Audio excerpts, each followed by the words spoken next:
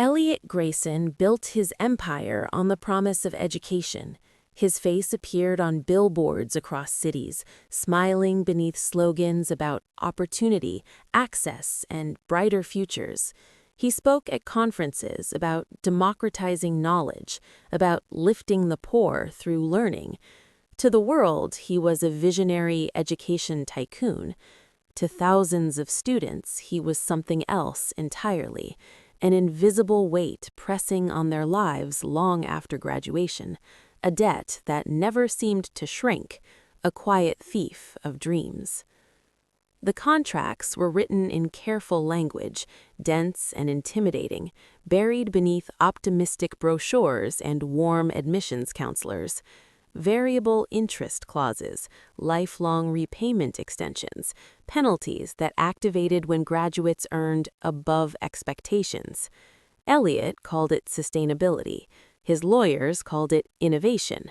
The students, many of them first-generation scholars, called it hope, until hope became fear. Maya Rivera once stood among those hopeful faces. She came from a neighborhood where college was an impossible luxury, where her mother worked double shifts cleaning offices that people like Elliot Grayson owned. When Maya received a scholarship offer from Grayson International Learning Network, it felt like rescue. The letter spoke of merit, of belief in her potential, of a future unlocked. What it did not speak of were the attachments, the secondary agreements slipped in later, the support contracts that converted scholarships into conditional loans. Maya studied hard.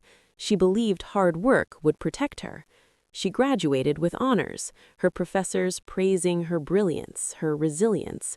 But the first letter arrived 6 months after graduation, formal and cold, congratulating her on her new job while informing her that her income threshold had triggered repayment clauses. The numbers were staggering. More than she had ever borrowed, more than she could ever realistically repay. When she called the helpline, the voice on the other end spoke kindly, mechanically, explaining that she had signed the agreement. She tried to live anyway. She delayed medical care, she skipped meals, she sent most of her paycheck into a debt that did not shrink. Years passed. Promotions came, but so did penalties. Interest compounded like guilt.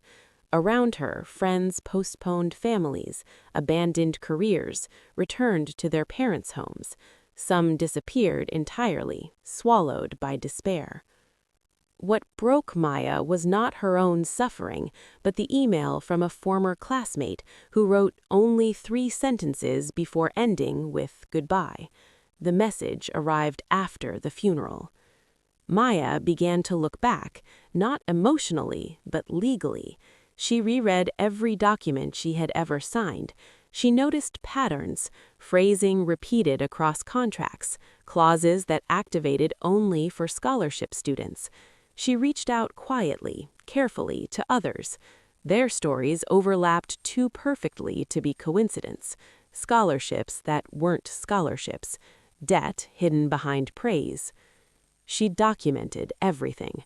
Late nights became early mornings as she cross-referenced contracts, internal memos leaked by a sympathetic administrator, marketing language that contradicted legal obligations. She found a phrase used internally, high-yield students. That phrase referred not to academic excellence, but to profitability.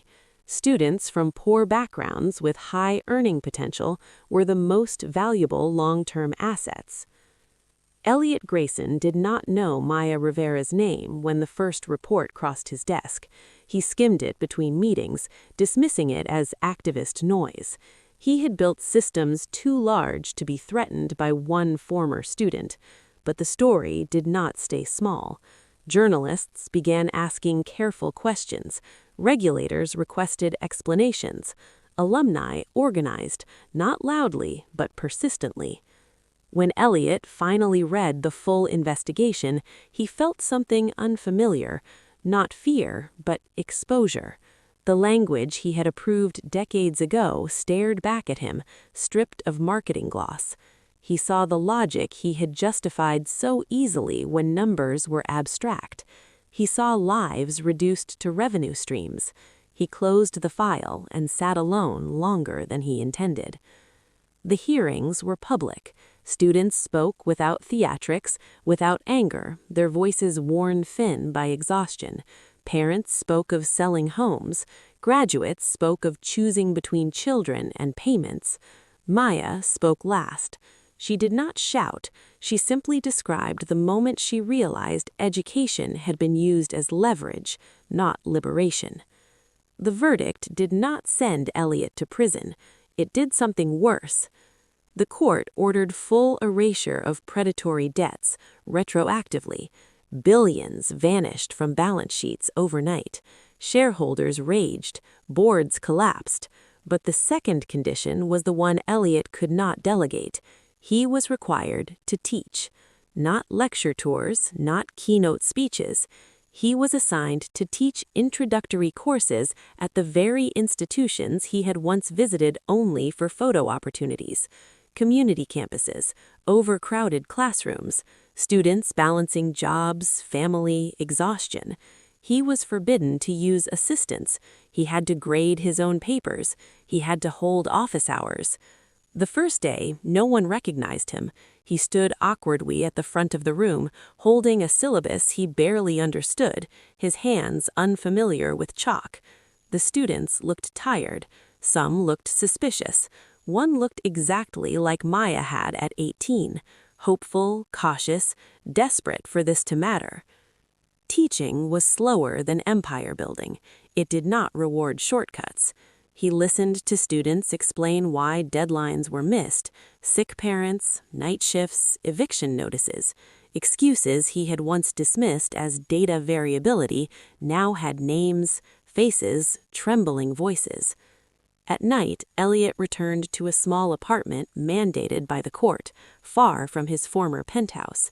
He read essays filled with raw ambition and fragile belief. He saw brilliance dulled by fear of debt, curiosity strangled by survival.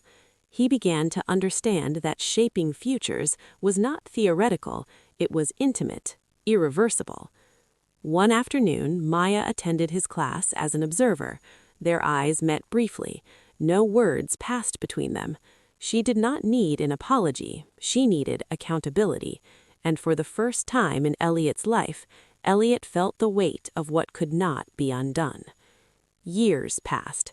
Elliot aged visibly. His name faded from billboards. The institutions he once monetized began to heal, slowly, imperfectly. Students graduated without chains attached. Some still struggled, but their struggles were no longer designed. At his final day of teaching, Elliot stood before a class and said nothing about himself. He spoke only about responsibility, how power, when detached from empathy, becomes violence without fists, how education is not a product, but a promise. When the room emptied, he sat alone surrounded by empty desks. For the first time, there was no profit left to extract, only silence, and the quiet understanding that shaping futures was a debt no amount of money could ever repay.